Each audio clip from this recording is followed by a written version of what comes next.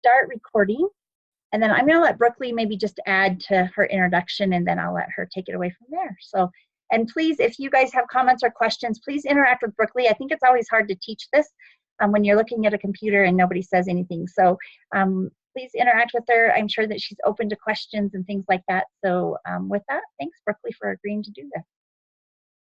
All right. Yeah, thank you. And thank you guys for participating in this. Like Dawn said, she gave me a pretty good introduction. I just graduated and I'm going to vet school. So this is stuff that's really interesting to me, and I hope you guys will find it interesting.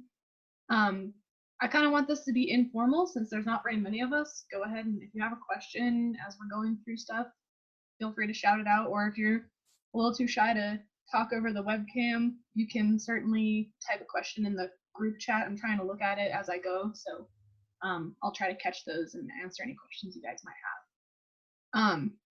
I made a little presentation, a little PowerPoint, and then I have some things in jars that I can show you guys later, just so you can get a visual. I'm not sure how good they're going to be over the webcam, but we'll try it. So everybody can see the PowerPoint good, right? No? Yeah? Okay, good. So this PowerPoint, I'm going mostly over livestock species that you'll have as 4-H or FFA projects. So we'll go over some cattle, sheep, goat, pig parasites. But if you have questions about like horses or something, you can shout them out and I will try my best to answer them. Let's see if I can make this move. All right, there we go. So it's important when we're talking about this to start off with just what are parasites. You guys probably have already learned this in elementary school or middle school pretty early on, but it's important to think about what parasites are before we start talking about the problems they can cause.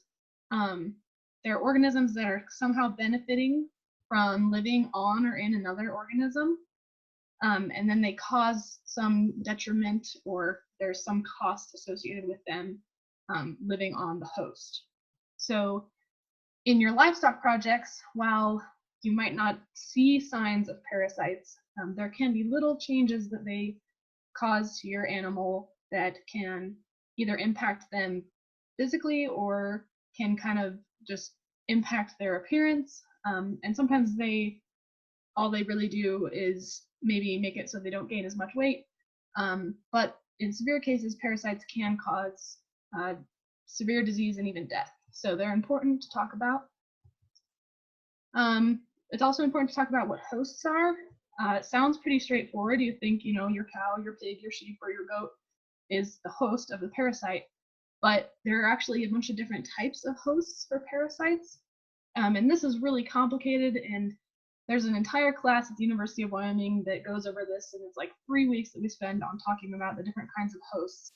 So don't feel overwhelmed. I'm not going to go super in-depth into this, but I did put this little picture up here so you guys could see how complicated some of these life cycles of parasites can be.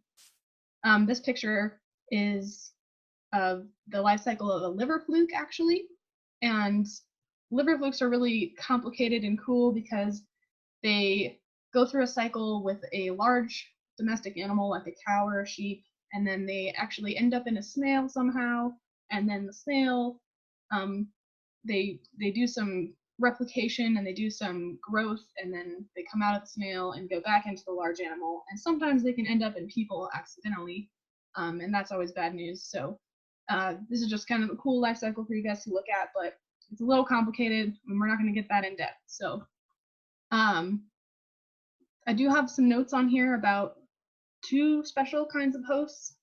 Most parasites that we'll talk about today just have one host, and that's called a definitive host. Definitive hosts are the main host of a parasite's life cycle, in which the parasite's going to undergo like its sexual replication and a little bit of growth and development.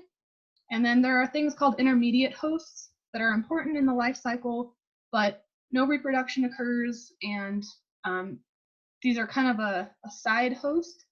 And this would be like, in this example, this would be the snail. So I'll just briefly mention those, but we won't go too in depth into that. Most of the parasites we'll talk about today, like I said, just have one host, so don't worry. So for this part, if you guys want to chime in, I'm going to ask you some questions about these pictures and see if you can come up with what's going on. In this picture of this sheep, can you guys see my mouse circling the sheep so you know what I'm talking about? Yep. Cool. All right. So can anybody take a guess as to what is going wrong with this sheep? Any sheep people recognize something wrong with this sheep? Anybody? Is it something in like the jaw? Yeah, so you see how his jaw is kind of, it almost looks swollen and kind of like chubby, for lack of a better word. Yeah, so this is actually swelling and some fluid accumulating under the skin around their jaw. And we call this bottle jaw. This is a symptom of a parasite infestation that we'll talk about later. There's a specific parasite that is pretty prone to causing this problem. So this is something that especially sheep and goats will show pretty early if they've got a parasite problem. And it's a good way for you, without having to send a sample to the lab, it's a good way for you to know you've got a problem and you can start treating it right away. What about this calf? What's wrong here? Does it have like? Yeah, he's got scours or diarrhea. So this can be a lot of things. This could be bacteria or viruses, but in the context of today, we'll talk about parasites that can cause this. What about the pig?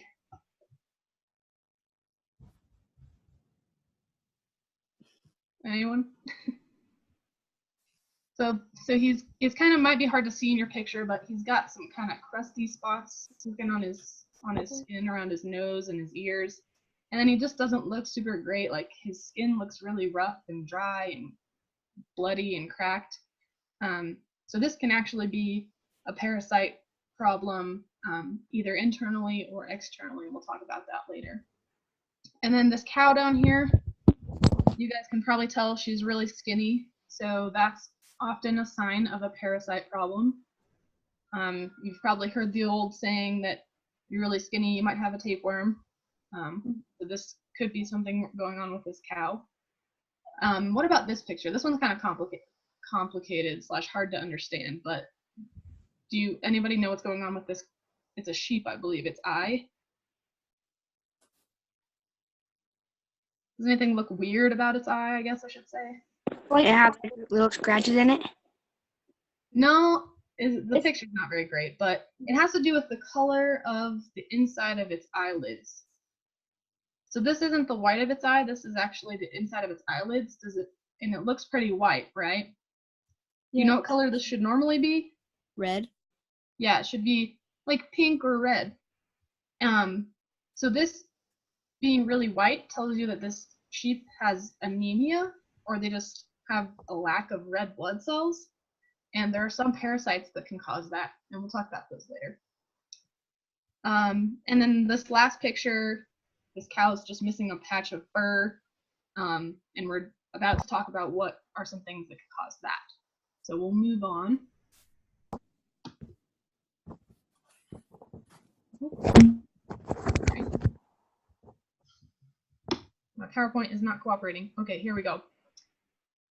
Oh, but before we move on, there are other things you could see that could indicate you have a parasite problem. And we won't talk about those, but you could also just see nothing. A lot of animals have parasites within them, and they don't actually cause that many problems, and they might on the outside look completely fine. However, these animals have maybe like a reduced daily gain. So that's what my ADG stands for, average daily gain. So if your animal has a lot of bugs in it, it might not gain weight as quickly as an animal that's been wormed regularly. So these are kind of economic impacts to you guys that are important for you to understand why we treat for parasites, even though we might not see a huge problem. Another important thing about these animals is that they can kind of be a reservoir, or they can harbor a bunch of parasites, and then those parasites lay eggs, and then they can transmit those eggs to all your other animals. So that's why you want to worm everyone in your herd, rather than just doing like 1 or 2 animals. because those ones that didn't get wormed are going to be transmitting it continuously. So getting into actual parasites, we'll talk about ectoparasites and endoparasites. Ectoparasite just means it's an external parasite, so things that live on the outside of an animal. And then endoparasites are internal, so those are what you mostly think of as like worms. And we'll talk about a few other things that are in this category. So this is just a slide telling you what ectoparasites we'll talk about. There's a whole huge list that goes on for pages and pages of ectoparasites, and we obviously don't have time to talk about those, so we're just going to pick a few. The first one that I was going to talk to you guys about is mites. Mites are a pretty big problem, not so much in Wyoming, but we do see them occasionally, and they're mostly a problem in like show steers, and I believe that they can sometimes be a problem in goats as well. But every species has its own kind of mite, so even pigs, you might see a problem with this, but it's a little more rare. Mites are kind of cool. I don't know if you can see their picture in here. Sorry, I'm trying to hide you guys there. They have 8 legs, so they're in the same class as a spider, and they're actually microscopic. So in order to see a mite, you've got to take a skin scraping, which is you just use a little scalpel and you scrape some skin off, the top layer of skin off your animal, and your vet can look at that under the microscope and see these little guys. They cause all kinds of problems. Usually it's just itching and hair loss that they cause. So like this steer over here, he's got a bunch of bald patches, and he's probably itchy and kind of grumpy, because if you're itchy, you're grumpy. But mites can be a big problem because, especially in the winter, they will lead to a lot of hair loss, which can make your animal cold, obviously, especially in Wyoming, and then they're not going to gain as much weight. It also just doesn't look great for a show animal, obviously. So these are important guys to know about. We also have ticks in this category, and these little buggers are also arachnids, so they're in the same class as spiders. They suck blood, as you guys probably know, but the important thing about ticks is that they're vectors. Does anybody know what a vector is? Isn't that when they don't have the disease but they spread it? Something like that? Exactly. So you guys have probably heard that ticks can carry Lyme disease, and bad stuff like that. They can give these diseases to your livestock projects as well, not just you. So they'll carry bad diseases like Lyme disease. They can carry tularemia, which you guys might have heard of. And these are all not something that you want to get, but definitely not something you want your livestock projects to get either. So it's important to, if you see ticks on your animal, try to remove them right away and try to prevent them from attaching in the first place by using like a tick repellent on your animals. Obviously you'll be able to see these guys, so that's how you detect it. That's the diagnosis.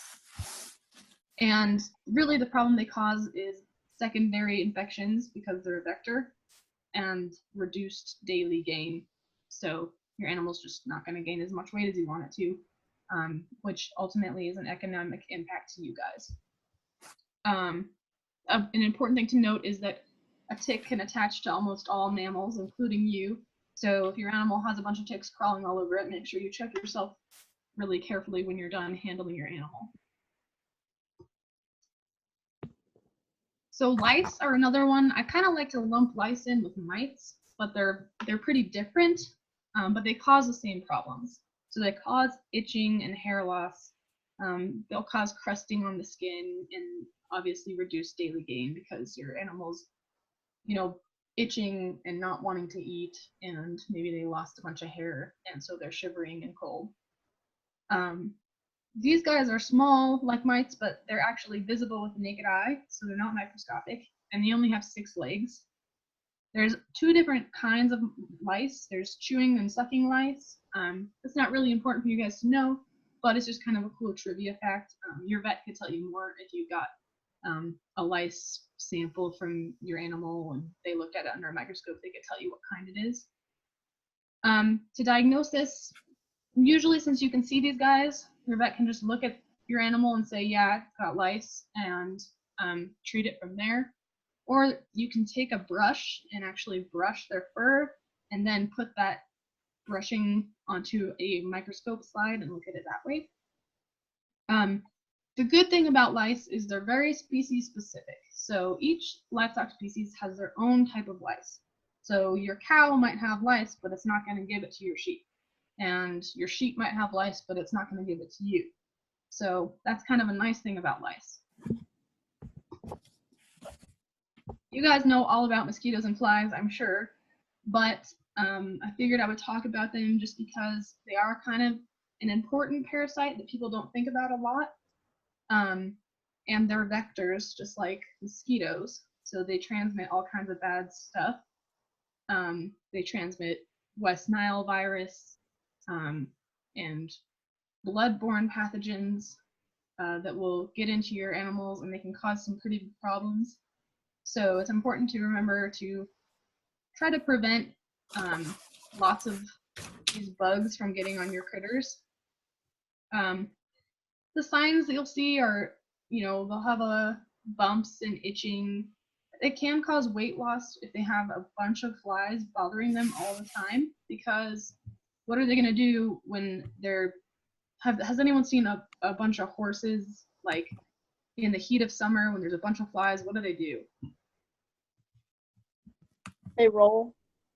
Yeah, they roll, or like you'll see them just take off running because they're trying to run away from the flies, because they're just annoying. So this can actually happen with your steers or sheep or goats. If they've got a bunch of flies all over them, they're kind of just moving around all day, not wanting to stand still and eat, which is going to lead to weight loss or just a less daily gain. There's pretty much all livestock species are going to be bitten by flies and mosquitoes. Mosquitoes are not picky. They'll suck blood from whoever they can get to. So now we can talk about some endoparasites, which are the internal parasites. As long as you guys don't have any questions about what we just talked about. Cool. So there's a bunch of different kinds of endoparasites, probably more of these guys than of the ectoparasites that we just talked about. So I can't go through all of them, but I'll just hit the highlights. Coccidia is an important one, especially for any of you who are into beef projects or actually poultry. These are pretty nasty parasites that affect poultry. I know that there's not a lot of poultry people in Wyoming, but these are important to know about, and they're kind of a unique little organism. They are not a typical parasite that you would think of, because they're not a worm or a tick or a fly. They're actually a single-celled organism, and they're microscopic, and they live in the large intestine of animals. But these guys, for as small as they are, can cause some really big problems.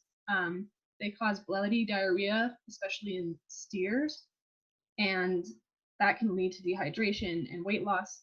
And coccidia is one of the parasites that actually can cause death pretty readily. Most parasites just cause what we call subclinical signs. So they don't cause the animal to die or get super sick. They just cause enough of a problem that you want to do something to help the animal. But yeah, coccidia is pretty bad and can cause death. So you can diagnose it via a fecal float. Does anybody know what that is? Any ideas? So this is kind of a cool thing. Your vet can take a sample of feces from your, let's say it's a steer, and put it into a little tube, and they put some water and some special medium in with that feces, and they mix it up really good. And what'll actually happen is any eggs, so eggs from these guys, or eggs from worms, or eggs from whatever, will actually float to the top of the water, and then they can take a slide for a microscope and put that top layer of water onto a slide and look for these eggs and identify them. Vets are also pretty good at just knowing the signs of coccidiosis, and they can tell you generally without doing a fecal flow if that might be your problem. And then the unique thing about these guys is they have a special treatment. Regular dewormers don't work on coccidia, so you have to use an anti-coccidial. The generic one is Corid. Some of you guys might have heard of that or may have used it. But these guys are an important one to know about, and actually pretty common in Wyoming. So, Brooklyn, there's a couple questions about coccidia. yeah. It says sheep and goats can get it too, is a question. And then what does the parasite do to kill the animal? Or, you know, what is, yeah. Right, okay. So, good question. coccidia can, I believe, so goats can get it. There's kind of different types of coccidia for different animals. So sometimes they might not be as bad depending on the species of animal. It's usually more severe in poultry and livestock like steers, but yeah, those can get it. And the way that they affect the animal is these little guys live in the large intestine, and they actually have a special part of their membrane that attaches to the intestinal wall, and then they kind of feed off of the food that's going by and the partially digested food that's in the large intestine. But they can actually burrow into the intestinal wall, and then sometimes when they die or fall off, they leave like a little bloody hole where they were, and that's what contributes to some of the bloody diarrhea. And really, the fact that they're sucking up all the nutrients that you're supposed to be getting from the food that you're digesting, that's how they affect the animal, and they can actually kind of just make the animal waste away that way, if that makes sense. Perfect, thank you. I have a question. So, like, can they only get it from water, like drinking out of the creek? No, so okay, coccidia is also very special because it can live for like 1 to 2 years just on the ground. And these guys are so tiny that it's not like you'll see them, and they're tough. This little outer shell that they have protects them from the environment, protects them from bad weather.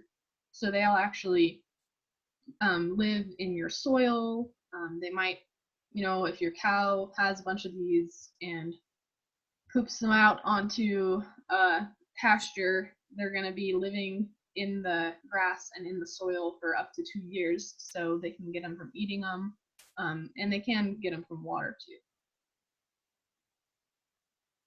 Anything else? I lost my little text box. That's why I can't see your guys' questions. So. I'm monitoring it, so you're good. Okay, good. If I could figure out how to get it back, that'd be great. But all right, so the next one that I picked to go over with you guys was tapeworms. These guys are cool. I like tapeworms just because they're kind of gross, but I think that's cool. They are interesting. They can range in size from only a centimeter to a couple, several meters in length. I think at the vet lab where I work, we actually got a tapeworm out of a bull that was, I want to say, 8 meters long, which is, a really long tapeworm. So they can get pretty huge, and they're kind of cool to look at. I do have some in a jar that I'll show you guys later. These guys are kind of like coccidia, but just bigger. They attach to the intestinal wall and absorb nutrients from the host. So instead of you digesting all your own food and getting to absorb all that, the tapeworm kind of steals it away as it's going through your intestines. And this is what causes weight loss, and it causes diarrhea and just a reduced daily gain in animals. These guys are unique, and they do have an intermediate host like we talked about before, but I won't go into that too much. The diagnosis for these is the same as you would for a coccidia. It's a fecal float. This little green guy down at the bottom of your page is a egg from one of these tapeworms. So this is what your vet would see under the microscope after doing a fecal float. And you can see it's kind of square. That's kind of how they identify that it's a tapeworm egg. All different parasite eggs have kind of unique shapes. So that's how you can determine which is which. You can also see proglottids in the feces. And those are these little guys that kind of look like corn kernels and like grains of rice. These are actually visible to the naked eye. You don't need a microscope for these. And you can look for them in feces, and that can give you an idea that you might have a parasite problem, a tapeworm problem specifically. These guys are most important in ruminants. There are tapeworms of pigs, but they're just not as much of a problem usually. In pigs, it's usually a roundworm problem, so we'll talk about those next. But do you guys have any questions on tapeworms? So what was that proglottid thing? So what is that exactly? Proglottid? Oh, yeah, I should have explained that better. So proglottids are actually, they're these little rice-shaped things, and they're actually, so tapeworms are segmented, kind of like just a regular earthworm. You know how they have like these little lines across them? So those are segments. And a proglottid is actually one segment just falls off the end of the tapeworm. Okay. And each one of these contains like hundreds of thousands of little eggs in the, and the little eggs look like this square guy. So those are kind of nasty, but it's kind of cool because you can look through your cow's poop if you're so inclined and see that it's got little tapeworm pieces if you want to. But it's a good way to know if you need to deworm. All right, so we'll move on to roundworms. Roundworms are the most numerous in species of all of the internal parasites. So there's like thousands of different kinds of roundworms that can live in your animals. So obviously I can't talk to you about all of them, but there are a couple that are kind of important or kind of cool that I'll mention. But in general, these guys can range from microscopic little worms to up to 1 meter in length, so they can get pretty big. And they live all over the body. So there are roundworms that live in the intestines, like we talked about before. There are roundworms that actually live in arteries and veins. And as you can imagine, those probably aren't very good, because anytime you got something floating around in your vein, that's not a good time. And there are also ones that live in lungs, all over the body, so they're kind of cool. There's a lot of different species and types and important ones like I talked about, but I'll just tell you the main signs of the ones that I think are probably the most common and the most important to you guys.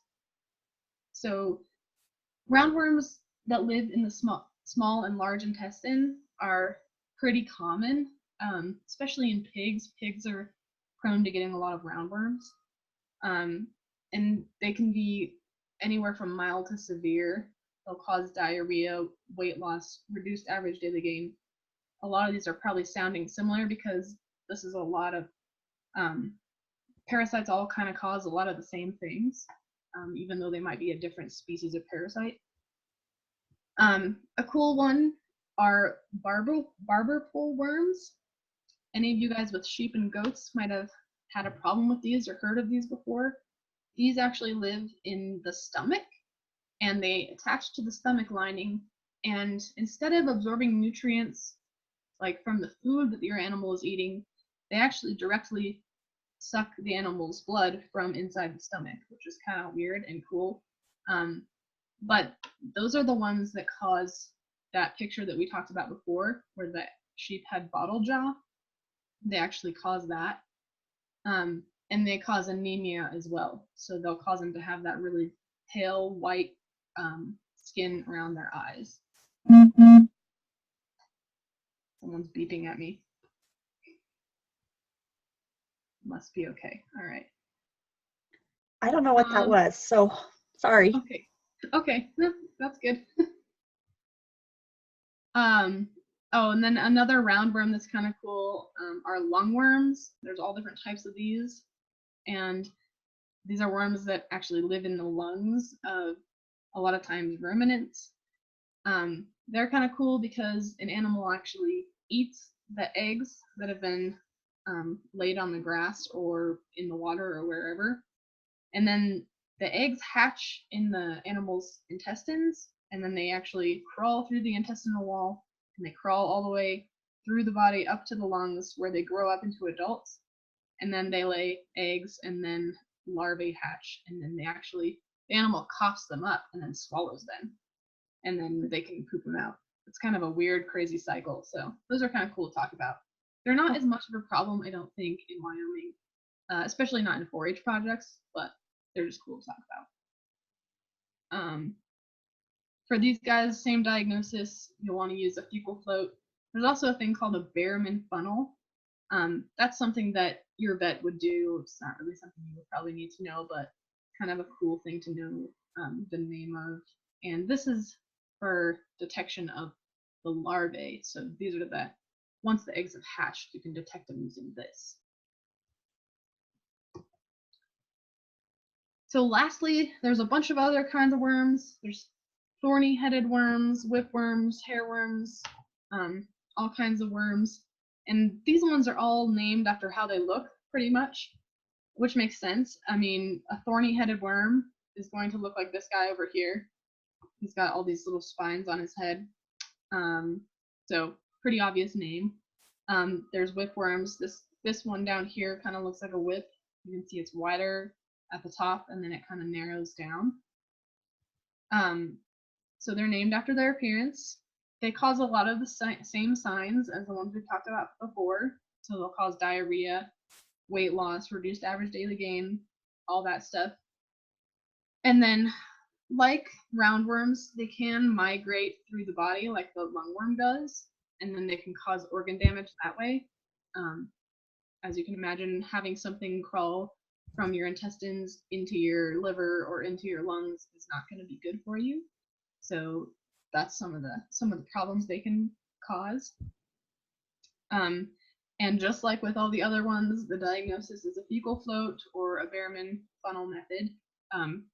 There are like other kind of random ways that you can diagnose them, but pretty much fecal float is the most common way to diagnose everything.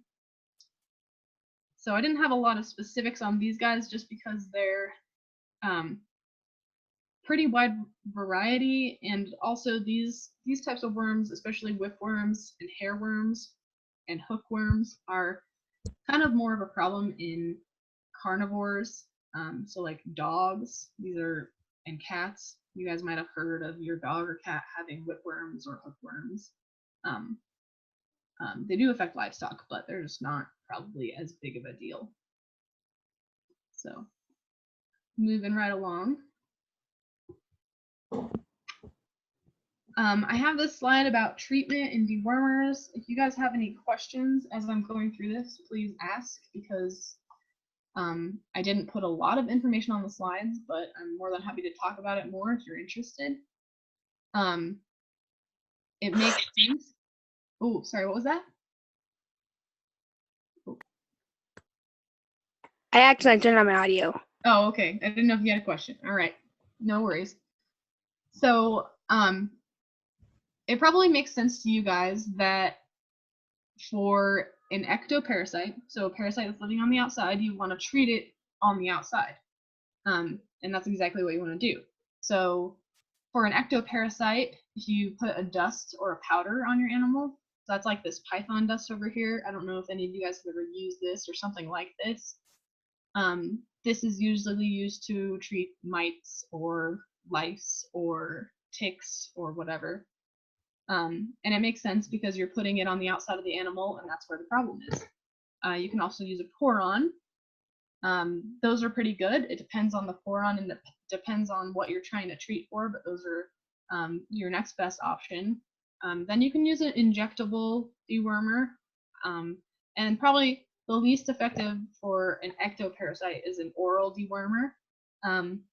It doesn't mean it's not going to work. It just means that usually for the quickest, best results, you want to use something on the outside. to some sort of dust or pour-on. Obviously, for flies and mosquitoes, your best option is to use a spray. And they also make ear tags. I don't think that those are used a lot in 4-H projects because they might have a withdrawal time. Do you guys remember from YQA what withdrawal times are? Anyone? Yep. Withdrawal times is how long you have to wait until you can get them butchered. Exactly. So all of these have a withdrawal time of some period of time. So a dust or a powder has a withdrawal time.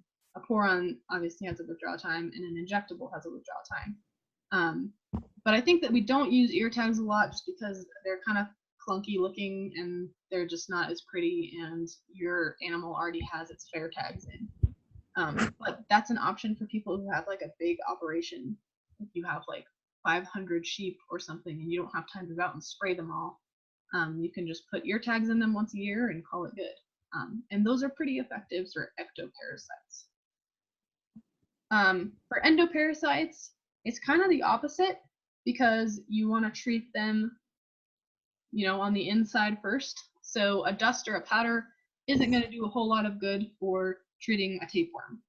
So your first and probably best option is some sort of oral parasite control. So something in their feed. Then an injectable is always really good because that'll give you a long release. So they'll be getting a dose of that medicine over a longer period of time. And then you can also use pour-ons because they will absorb into the skin and they will give you some protection. But you guys have all probably used at least one or the other of these for parasite control in some of your 4-H projects. And like we talked about before, remember coccidia doesn't respond to a classic dewormer. So like, can any of you, yeah, I already put an answer here. I was gonna ask you this. But ivermectin is probably one of the most common dewormers you guys have heard about. There's a bunch of variations of this in generic brands like Noromectin, and there's some other kinds too. And your vet will be the one who will tell you, what's the best option to treat your animal with. So let's see. Any questions on that? All right. So the next thing I was going to talk to you about real quickly is just strategic deworming. I'm sure that all of you guys have at some point dewormed an animal, whether it's your dogs or your horses or your livestock projects. But you might not know that time of year is really important when you're doing this, especially if you have, if any of you live on like a ranch or have just a lot of projects, springtime is a really big time that you want to deworm your animals because they're going onto new pasture and you don't want to bring a bunch of parasites onto that pasture and shedding a bunch of eggs and then transmitting it amongst themselves. And then throughout the summer, you want to remember to treat for exoparasites, so those guys that are living on the outside, ticks and stuff like that. And then in the fall, it's important to deworm so that going into the winter, they don't have a bunch of tapeworms eating all their food that they need to stay warm. It's best, if you can, to get a fecal float or a fecal analysis done on your animals before you deworm them. This is because it'll tell you, first of all, what your problem is, if it is in fact parasites or not. Because if your vet takes a fecal sample and doesn't see any eggs at all, it may not be a parasite problem that's causing your animal to be skinny or to have, weird hair problems. So then it'll tell you that, and it'll tell you if they do have parasites, what type they are. And that's really helpful because your vet can tell you, based on the type of parasites, what is the best drug to kill those parasites. So like tapeworms don't always respond the same way to a certain dewormer as a roundworm does. So your vet can tell you a little bit more specifically what you should use to treat your animal if you can take a fecal sample and send it into them. However, a lot of times that is kind of time consuming and it might cost a little more money. So people just want to go ahead and deworm just to be safe. And that's okay. You just want to make sure that you're following a recommended dosing schedule. This is kind of just a set schedule that either the dewormer you're giving your animal, it might have a label and it might say, you know, deworm once every 6 weeks or something like that. Or your vet can tell you what they would recommend.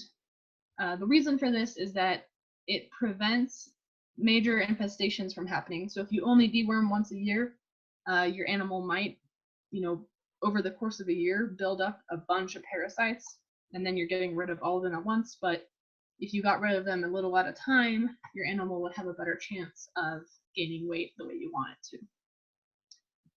And the other problem is it could potentially cause drug-resistant parasites if you deworm too often. Has anybody heard of drug resistance in like any context? Maybe like in human medicine? Yeah. You're drug resistant. That means that whatever you're trying to vaccinate for won't react to that, and it won't be treated by the. Yeah. So this happens in like bacteria a lot, especially like people will get like penicillin antibiotics that don't kill one little, you know, bacteria, and then that guy just keeps reproducing, and eventually you have a bunch of bacteria that aren't killed by penicillin. And then what do? You know, there's not a really great option to treat.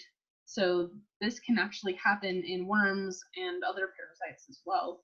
So that's why you want to be really careful. You don't want to deworm too much, and you also don't want to, you know, deworm a little bit and not enough. So this is something your vet can really help you out with, and it's an important thing to keep in mind before you do any deworming. So there's a bunch of other ways that you can, you know, kind of try to manage parasites and try to prevent parasites. And these all probably make sense to you guys. I think they're pretty straightforward. Clean your pens regularly. This is for many reasons, but it does reduce the amount of parasites you're going to have transmitted between your animals, because like we talked about, a lot of those worms live in the intestines, and that means they lay their eggs in the intestines, which means the eggs come out in feces. So if you're scooping up the manure every day, there's less eggs in your pen, which means there's less chance that you're going to keep getting new parasites introduced into your animals. Another important one is to try to reduce the amount of standing water you have just sitting around, or if you can, keep your pens away from standing water. And this is just because that's where mosquitoes like to lay their eggs, and you'll have a bunch of mosquitoes laying eggs, and then, you know, even more of an increased risk of transmitting diseases and just having a bunch of mosquitoes being a nuisance around your property. And what's funny is mosquitoes can actually, they will find standing water anywhere. It can be a dog dish that you left outside for too long, or it could be like some old tires that have a little bit of rain collected in them. So try to just be careful of that and try to reduce puddles as much as you can. And then the last one, this is more for like ranches or people with lots of animals, but you can use pasture rotation to control parasites. I think this is kind of cool. This is kind of a new thing that people have come up with, but the idea is really smart. Cattle and, say, horses don't always have the same kind of parasites. So you can actually put your cows onto a pasture for a while, and then, you know, say they've grazed for their 3 months, then you can move your horses onto the pasture, and all the little eggs that came out of the cows while they were on pasture aren't going to get eaten or aren't going to cause a problem in your horse, and then eventually they'll die because they're out there for too long. And then, you know, next year you can put your cows back out there and none of those eggs are still viable to infect your cows again. So it's kind of a neat way to just minimize the spread of parasites. But you do want to be careful because there are some parasites that go between species, especially between the ruminant species, so between cows and sheep or sheep and goats. So you have to make sure that you're looking into what parasites you actually have a problem with, and then to make sure that the species you're rotating don't share parasites. Anybody have questions on that?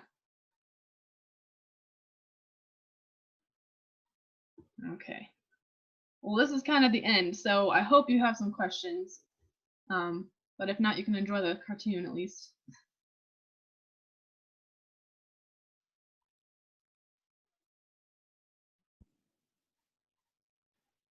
So does anybody have questions for Brookley?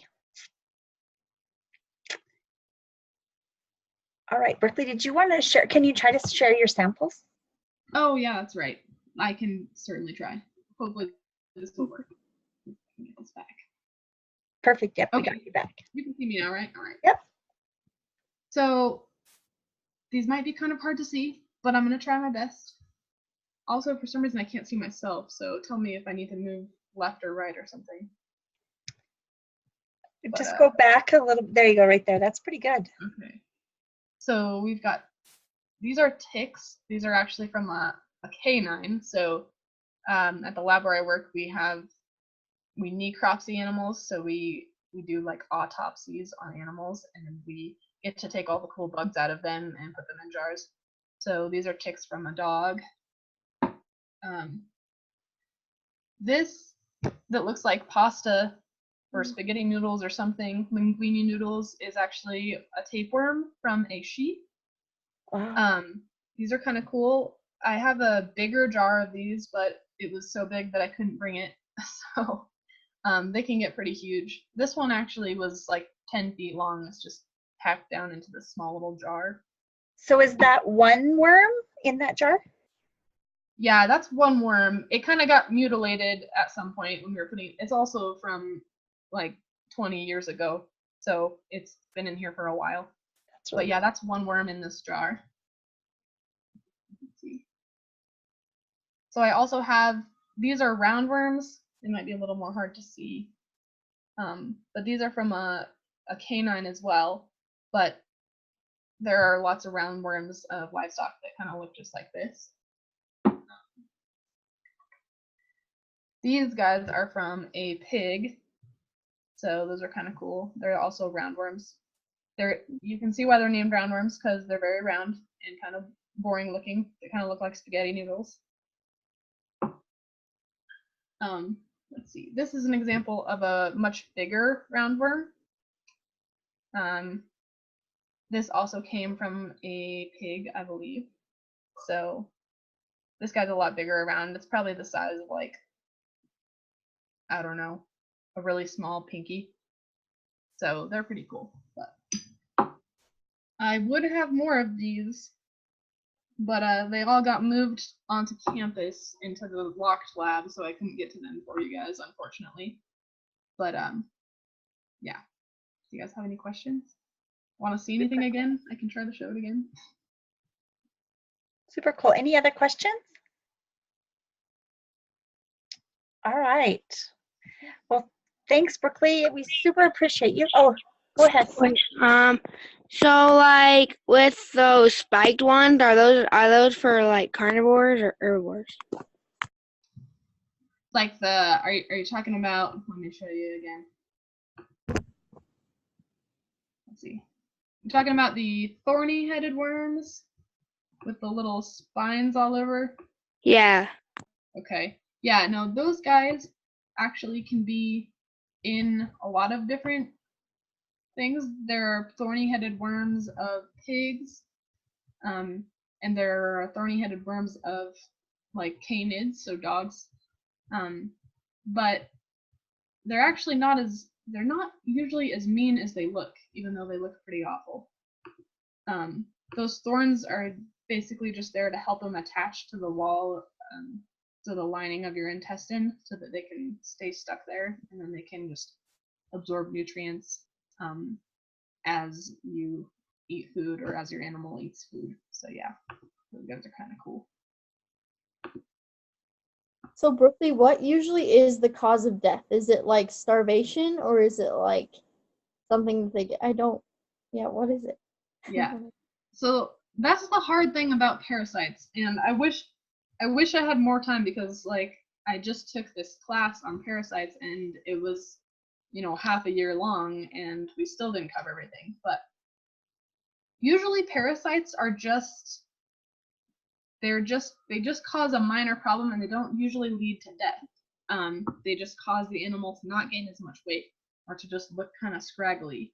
When they do cause a problem is if there's just tons and tons of them, then they'll basically steal all the nutrients and then your animal will die of starvation. And then some of these like coccidia cause really bad diarrhea, and that is what actually causes death because your animal is losing too much fluid, and they're just getting dehydrated, and that's what kills them. And then like with mosquitoes, obviously they can transmit diseases that are like bacterial diseases or viral diseases, and those are what kill your animal. So parasites are kind of a cool, they just contribute to everything and they're kind of in the background, but they cause a lot of problems that you might not notice until it's too late, or you know, stuff like that. Okay. Anything else? Great question. Anybody else? All right, well, super cool. I'm going to stop recording here for just a minute.